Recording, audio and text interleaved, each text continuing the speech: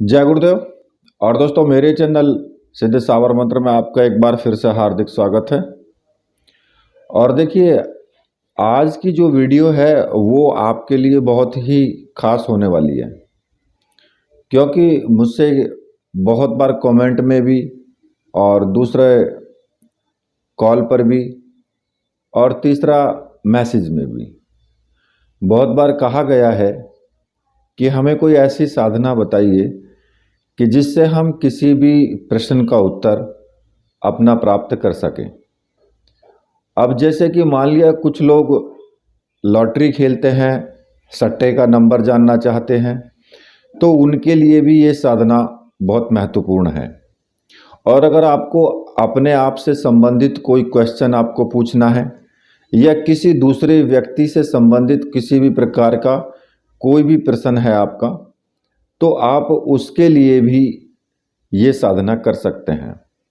और देखिए, साधना तो मात्र केवल एक दिन की है, बस केवल एक दिन की। और ये जो साधना है ये एक भूतनी साधना है।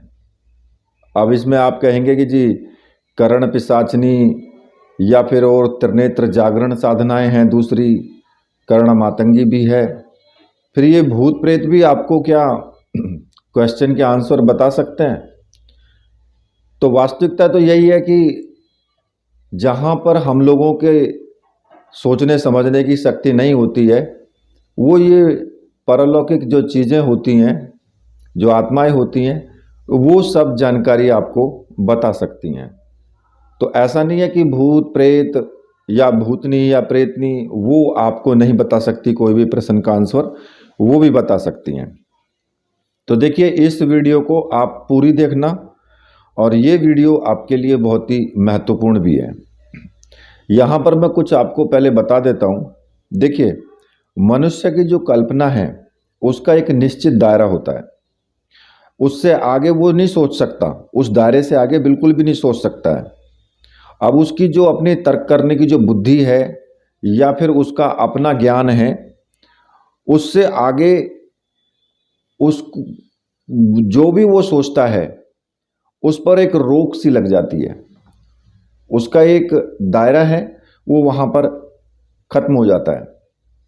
क्योंकि लेकिन फिर भी आज का जो वैज्ञानिक युग है उसमें वैज्ञानिकों ने परीक्षण भी किए हैं और उनमें ऐसे तथ्य भी उनके सामने आए हैं जिनके माध्यम से ये भी सिद्ध होता है कि भाई जो मनुष्य है वो सिर्फ जन्म से लेकर मृत्यु तक की ही यात्रा नहीं है उसकी।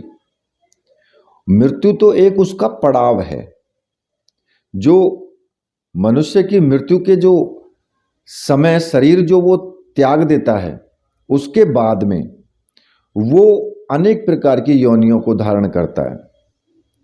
अब उनके नाम या उपनाम उनके दे दिए जाते हैं, मतलब कि योनि धारण करने के बाद में फिर वो कभी मनुष्य रूप में भी आता है, और हो सकता है कि वो एक बार जन्म ले फिर अगली बार भी मनुष्य का जन्म ले ले। वो सब उनके कर्मों के आधार पर निश्चित होता है, और उनका उसका जो है वहाँ पर उसके नाम दूसरा दे दिया जाता है, उसका उपनाम भी कोई दूसरा दे दिया जाता है। लेकिन भले ही आज का जो विज्ञान है वो इस तथ्य पर जो है अभी शोध ही कर रहा है, लेकिन जो हमारे प्राचीन जो ऋषि मुनि थे उन्होंने इस विषय पर सैकड़ों साल, हजारों साल पहले बहुत ही जो गोपनीय विषय है उसमें जो उन्होंने अपनी जो बुद्धि के अनुसार सोच समझ करके जो भी ग्रंथ लिखे हैं और जो उन्होंने हम जैसे मनुष्यों को प्रदान भी किए हैं कि भाई मनुष्य जो है मृत्यु के बाद में उसकी जो गति होती है उसके कर्म के अनुसार होती है, और उसे अनेक प्रकार की योनि उसको प्राप्त होती हैं, फिर उसका पुनर्जन्म भी होता है। लेकिन देखिए, इसमें काफ़ी सारे भेद हैं, लेकिन जो प्रचलित हैं उनमें हैं भूत प्रेत पिशाच राक्षस ब्रह्म राक्षस, ये सब योनियाँ प्रचलित हैं इसमें, और जो कि हमारे कर्म के अनुसार ही हमको वो सब प्राप्त होती हैं। अब ये विषय तो बहुत ज़्यादा लंबा विषय हो जाएगा। यहाँ पर देखिए, इस विषय पर मैं आपके सामने चर्चा नहीं करूँगा। यहाँ जो मैं चर्चा करूँगा वो एक भूतनी साधना के विषय में चर्चा करूंगा। अब देखिए, हमारे जो ग्रंथ हैं उन ग्रंथों में इन योनियों के ऊपर अनेक प्रकार के ऐसे प्रयोग हैं जो तंत्र शास्त्रों में दिए गए हैं, जिनमें साधनाओं के माध्यम से अनेक प्रकार के कार्य जो है इन इतर योनियों से करवाए जाते हैं। लेकिन साधनाएं ये दिखने में जितना आसान है उतनी सहज नहीं है ये। इसलिए क्या करना चाहिए साधक को कि वो एक उत्तम तो उसके लिए फिर यही रहेगा कि भाई वो इन इतर योनियों के संबंध में कोई लघु प्रयोग पहले करे। ठीक है। अच्छा, एक चीज़ और आती है यहाँ पर कि जिस प्रकार से हम मनुष्यों में भाई पुरुष होते हैं, स्त्रियां होती हैं, उसी प्रकार से इन योनियों में भी भूत होते हैं, उनको पुरुषवाचक की संज्ञा दी गई है, और जो भूतनी होती हैं उनको स्त्रीवाचक की संज्ञा दी गई है। अब ये हमारा भ्रम है कि भाई भूतनियाँ बहुत डरावनी होती है या बहुत क्रूप होती हैं। ये सत्य नहीं है। इसका जो सत्य है वो इसके बिल्कुल एकदम विपरीत है। जो भूतनी है उनका स्वरूप जो होता है वो उसी प्रकार से होता है जो एक सामान्य एक परालौकिक स्त्री जो होती है उसमें सुंदरता भी होती है, उसमें मनोरंजन करने की या बोलचाल की जो मधुरता होती है, इनमें भी वही सब होती है। अब ये जो साधना है और जो साधक है उसके स्वरूप के ऊपर निर्भर करता है कि भाई वो जो साधना कर रहा है उसका जो चिंतन है, जो उसका स्वरूप, जिस स्वरूप का वो चिंतन कर रहा है वही स्वरूप हमारे सामने प्रकट होता है उनका। जिस स्वरूप के मतलब कि हम अगर साधना कर रहे हैं कि भाई हम बहुत रमणीक सी स्त्री, बहुत सुंदर सी स्त्री के बारे में सोच करके हम साधना कर रहे हैं तो हमारे सामने वैसा ही स्वरूप प्रकट होता है। तामसी साधनाओं की बात अलग है कि भाई अगर हम कोई तामसी साधना कर रहे हैं तो उनमें भयंकर रूप उनका प्रकट होना एक अलग बात है। लेकिन सभी साधनाओं में ऐसा हो ये जरूरी नहीं है। ठीक है। तो ये जो साधनाएं हैं ये साधना केवल एक दिन की साधना है और ये भूतनी की साधना है। और एक दिन की साधना भी आप कर सकते हैं, और अगर आप प्रत्यक्ष साधना करना चाहते हैं तो फिर आप इनकी प्रत्यक्ष साधना भी कर सकते हैं। लेकिन अगर आपको केवल उत्तर प्राप्त करना है अपने किसी भी जो आपका समस्या है उसका, अगर आपको उत्तर प्राप्त करना है तो केवल आपके लिए एक दिन की साधना है। और अगर आप उसको प्रत्यक्ष लाना चाहते हैं और फिर उसके बाद आप उसका प्रयोग करना चाहते हैं तो फिर आपको इस साधना में वक्त लगेगा। हो सकता है 21 दिन का भी समय लग जाए, हो सकता है 41 दिन का भी आपको समय लग जाए। अब जो प्रत्यक्ष करने वाली बात आती है, प्रत्यक्ष करने में टाइम तो ज़्यादा लगता ही है चाहे कोई भी साधना हो, क्योंकि कोई भी पारलौकिक शक्ति है, चाहे वो भूत हो, प्रेत हो, भूतनी हो, प्रेतनी हो, ब्रह्म राक्षस हो, या फिर जिन्न हो, मसान हो, कोई भी हो, या फिर आप किसी भी भगवान की या देवी देवता की ही ले लो। भाई कोई यक्षिणी भी हो सकती है, कोई अप्सरा भी हो सकती है, भैरव साधना, हनुमान साधना, तो कोई भी शक्ति है वो जल्दी से आपके सामने प्रकट नहीं होना चाहती है, जल्दी से आपके वश में नहीं होना चाहती है। क्यों? क्योंकि आप स्वयं जानते हैं।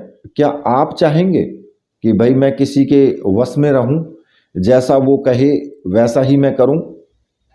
अगर वो मुझसे कहे कि रात में उठ करके कि अभी चले जाओ यहाँ से और मेरा यह कार्य करके लाओ, तो फिर आपको कितनी परेशानी का सामना करना पड़ेगा। तो आप क्या चाहोगे? आप ये चाहोगे कि भाई इससे किस तरीके से छुटकारा मिले। तो उसी प्रकार से इन शक्तियों का, इन योनियों का भी वही, इनका भी वो वही एक तरीके से मान करके चलिए कि वही प्रकरण होता है कि भाई किस प्रकार से हम इस साधक से छुटकारा पाएं। कि अगर हम इसके बंधन में आ गए तो ये हम इसके बंधन में नहीं, स्वतंत्र सब रहना चाहते हैं, कोई भी व्यक्ति बंधन में नहीं रहना चाहता है, ठीक है। तो इसलिए साधना करने में थोड़ा फिर वक्त लगता है, परेशानियों का सामना भी करना पड़ता है, ऐसा नहीं है। वो भी मैं आपको बताऊंगा कि साधना में किस प्रकार की परेशानियों का सामना करना पड़ता है, उसमें मैं आपको दूसरी वीडियो में बताऊंगा। यहाँ पर जो मैं साधना दे रहा हूँ वो 1 दिन की साधना है और बिल्कुल एकदम अचरज भरा प्रयोग है ये। इस साधना को संपन्न करने पर आपको जो वो भूतनी है वो स्वप्न के माध्यम से आपको प्रत्यक्ष रूप से उसे आप देख सकते हैं स्वप्न में, उसके साथ आप वार्तालाप भी कर सकते हैं। और जो भी साधक है उनके लिए ये प्रयोग एक प्रकार से बहुत महत्वपूर्ण प्रयोग है कि उसके माध्यम से वो स्वप्न में जो है उस भूतनी से किसी भी प्रकार का वो प्रश्न का जवाब प्राप्त कर सकते हैं। और ये जो प्रयोग है ये भूतनी के तामसिक भाव की साधना नहीं है, ये उस जो भी व्यक्ति इसको करेगा वो भूतनी के सौम्य स्वरूप की साधना है।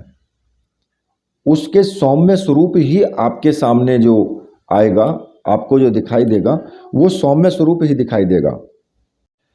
अब इस साधना को आप किसी भी अमावस्या को कर सकते हो या फिर किसी भी बुधवार को भी आप कर सकते हो। और इस साधना को करने के लिए आपको केवल जो सामग्री की आवश्यकता होगी वो केवल एक प्राण प्रतिष्ठित रुद्राक्ष की माला की आवश्यकता होगी, इसमें किसी और सामग्री की आवश्यकता नहीं है। अगर आप चाहें तो एक रक्षा माला आप इसके साथ में जरूर ले सकते हैं, ठीक है, क्योंकि रक्षा माला को अपने गले में धारण करके और फिर आप साधना करें तो अच्छा रहेगा। तो एक तो रुद्राक्ष की माला और एक रक्षा माला, और ये आपके पास तब तक रहेगी सामग्री जब तक आप ये साधना करेंगे, ठीक है। दोनों मालाओं को आप अपने पास रख सकते हैं, कहीं भी आप इनको नहीं आप विसर्जित करेंगे। और ये जो सामग्री है ये आप को मैंने व्हाट्सएप नंबर दिया हुआ है अपने वीडियो में ही, आप वहाँ से मुझे व्हाट्सएप करके और ये सामग्री आप प्राप्त कर सकते हैं। आपको आपके एड्रेस पर सामग्री आपको मिल जाएगी। तो देखिए ये जो प्रयोग आपको करना है ये रात्रि में करना है, 10 बजे के बाद ही आप इस प्रयोग को करेंगे। और इसमें आपको क्या करना होगा कि एक कागज़ पर आपको एक यंत्र बनाना है। उस यंत्र का मैं आपको फोटो जो है वीडियो में ही दे दूंगा। पहले आप सबसे पहले एक गोल घेरा बनाएंगे और गोल घेरे के अंदर एक त्रिभुज बनाएंगे, ठीक है। और उस त्रिभुज के अंदर प्रत्येक कोण पर आपको ब्रह्म लिखना है, ठीक है। बस केवल इतना ही आपको ये बनाना है। और ये जो बनाना है आपको वो किस प्रकार से बनाना है, आप केले का जो तना होता है, छिलका जो होता है ना केले का छिलका ले लेंगे, ठीक है। और उसको पीस करके एक घोल बना लेंगे, पानी डाल करके एक घोल बना लें पहले उसको, और उसमें फिर आपको कुमकुम मिला लेना है, ठीक है। तो कुमकुम मिला करके उस स्याही का तो आपको प्रयोग करना है। और जो कलम है, कलम जो आपको लेनी है वो वट वृक्ष की कलम आपको लेनी है। कहीं पर इसको बड़ का पेड़ भी बोल देते हैं और कहीं इसको वट वृक्ष, तो इसका शुद्ध नाम है ही, तो उसकी लकड़ी का इसमें प्रयोग करना है आपको, ठीक है। उस यंत्र को बनाएंगे उस स्याही से जो मैंने आपको बताया है। और अब आपको क्या करना है कि अपने रात में 10 बजे के आसपास बिल्कुल स्नान आदि करके और निवृत्त हो जाएं, बिल्कुल एकदम लाल वस्त्र आपको पहनने हैं। स्त्री हैं आप तो लाल साड़ी पहने, अगर आप पुरुष हैं तो लाल धोती, कुर्ता पाजामा कुछ भी आप पहन सकते हो। और लाल ही आसन आपका होना चाहिए, ठीक है।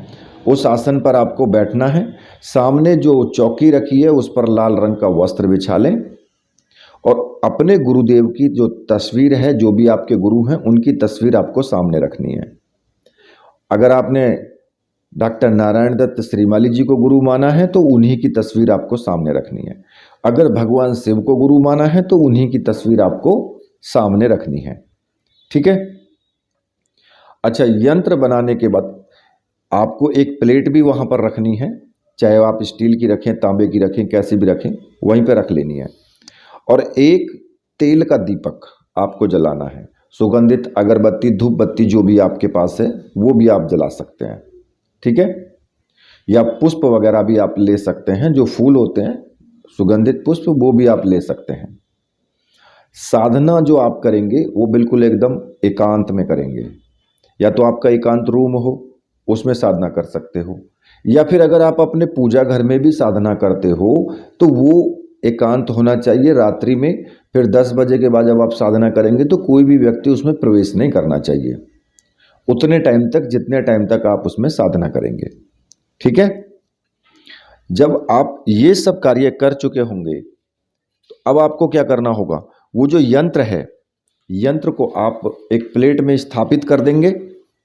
और प्लेट में स्थापित करने के बाद तेल का दीपक आपने लगा ही लिया है। आपको सबसे पहले अपने गुरु का पूजन करना है। अब देखिए, जो भी आपके गुरु हैं उनको धूप दीप दिखाएं, उनको कुमकुम का टीका लगाएं और साथ में ही पुष्प भी चढ़ाएं।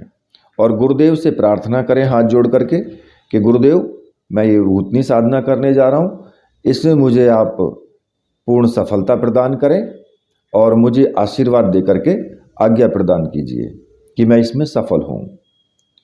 और फिर अपने गुरु मंत्र का एक माला का जाप आपको जरूर करना है। जो भी आपका गुरु मंत्र है उसी का जाप करेंगे। अगर आपने डॉक्टर नारायण दत्त श्रीमाली जी को गुरु माना है तो आपका गुरु मंत्र ओम परम तत्वाय नारायणाय गुरुभ्यो नमः, ये मंत्र है। इस मंत्र का आप एक माला का जाप जरूर कर लें।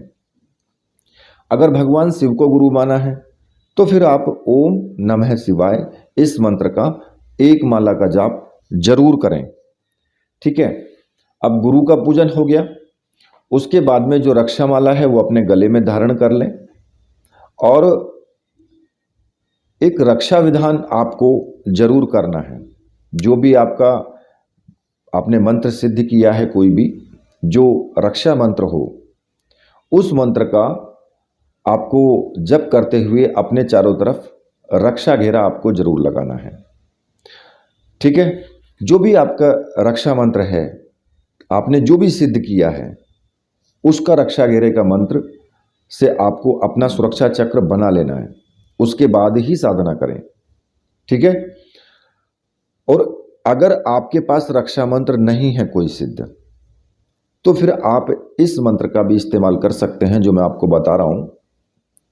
थोड़े से चावल ले लें, अपने उल्टे हाथ में रखें और सीधे हाथ से सभी दिशाओं में चावल फेंकते हुए उस कमरे के अंदर ही बैठे बैठे ही सभी दिशाओं में चावल फेंकते हुए आपको जो मंत्र जाप करना है, ओम असर्पंतु ये भूता है भूमि संसिता, ये भूता है विघ्न कर्तास्ते नश्यंतु शिवाज्ञा, अपक्रमाणांतु भूतानि पिशाच सर्वतो दिशम सर्वेशाम विरोधेन पूजा कर्म समारंभे।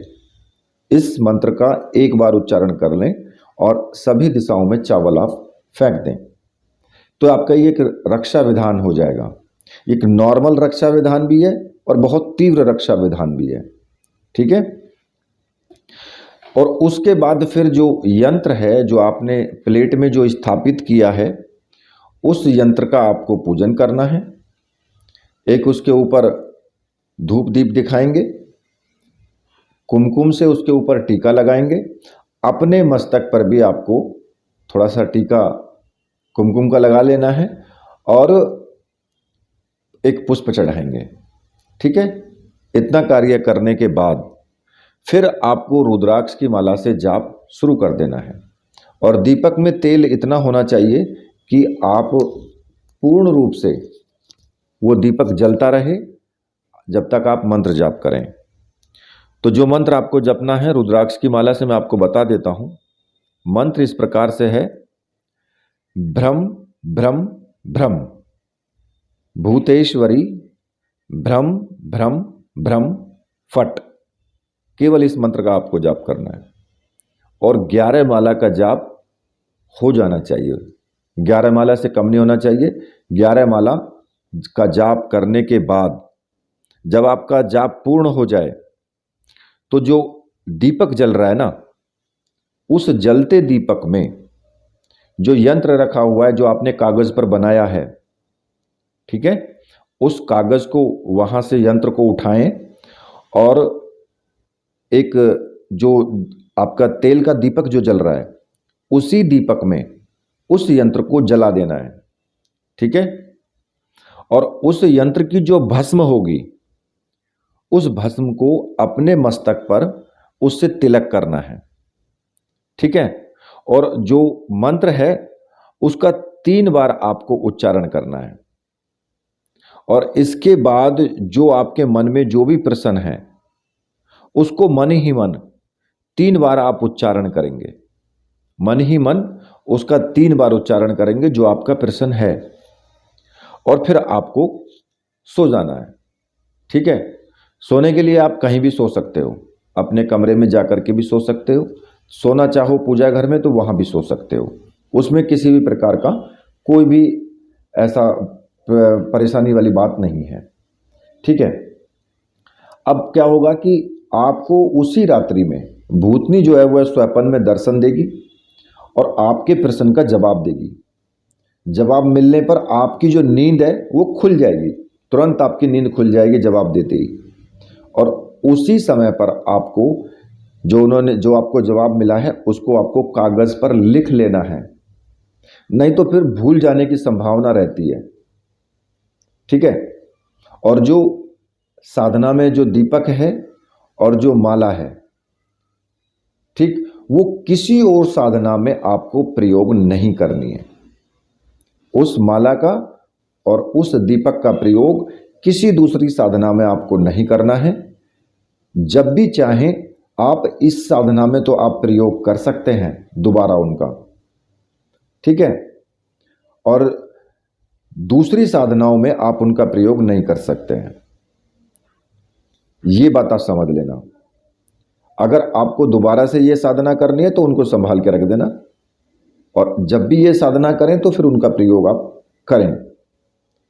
और जो जिस पात्र में यंत्र रखा हुआ था उसको धो लेना है आपको, उसका प्रयोग आप कर सकते हो। और जो यंत्र आपने फूंका है उसकी जो राख बची हुई है उस राख को, और जिस लकड़ी से तुमने यंत्र को बनाया है, जो वट वृक्ष की जो लकड़ी थी जिससे बनाया है, उस लकड़ी को भी साथ में और उस राख को भी आप जल प्रवाहित कर दें, ठीक है। और दूसरे दिन सुबह उठ करके उस जो आपके मस्तक पर जो टीका लगा हुआ है वो चेहरे को आप धो लें, ठीक है। उस पर से, चेहरे पर से, माथे पर से उस टीके को फिर आपको हटा देना है, लेकिन सुबह तक वो टीका आपके चेहरे पर लगा रहना चाहिए। मतलब कि ऐसा नहीं कि टीका लगाया और रात में ही धो दिया, ऐसा नहीं करना है। सुबह के टाइम वो टीका आपको धोना है, ठीक है। अब ये तो बात आती है एक दिन की साधना की। अब अगर आप इसमें प्रत्यक्षीकरण चाहते हैं कि भाई नहीं मैं तो प्रत्यक्षीकरण ही करूंगा उसका, तो फिर आपको मंत्र जाप यही रखना है। 11 माला करें, 21 माला करें, वो आपके ऊपर डिपेंड करता है कि भाई आप कितनी माला का जाप आप कर सकते हैं, ठीक है।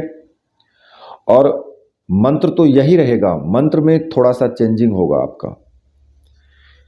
जहां पर मैंने बताया है मंत्र भ्रम भ्रम भ्रम भूतेश्वरी प्रत्यक्ष भ्रम भ्रम भ्रम फट, आपको प्रत्यक्ष शब्द का इस्तेमाल इसमें करना होगा फिर। और साधना आपको लगातार करनी होगी, ठीक है। अब जब लगातार साधना करोगे तो आपकी साधना में बीच में आपको तरह तरह के अनुभव भी आएंगे, उन सभी अनुभवों को भी आपको पार करना होगा हर प्रकार से। साधना तो सौम्य साधना है, घर पर ही कर सकते हो, कोई प्रॉब्लम नहीं है, लेकिन जो साधना के अनुभव आएंगे उनसे आपको डरने की आवश्यकता नहीं है, क्योंकि भूतनी आपको थोड़ा बहुत डरा भी सकती है। आपके सामने सौम्य रूप में ही आएगी वैसे तो, लेकिन थोड़ा बहुत आपकी क्योंकि मैंने आपको पहले ही बताया कि भाई वो जल्दी से कोई किसी के वश में तो होना नहीं चाहता है, वो चाहता है कि साधक अलग हट जाए इससे, जिससे कि मुझे वश में ना होना पड़े। तो इसलिए उन सभी बाधाओं को आपको पार करना होगा, ठीक है। और जितने समय के लिए आप ये साधना करोगे प्रत्यक्षीकरण वाली, उतने समय के लिए आपको हनुमान साधना बंद करनी होगी।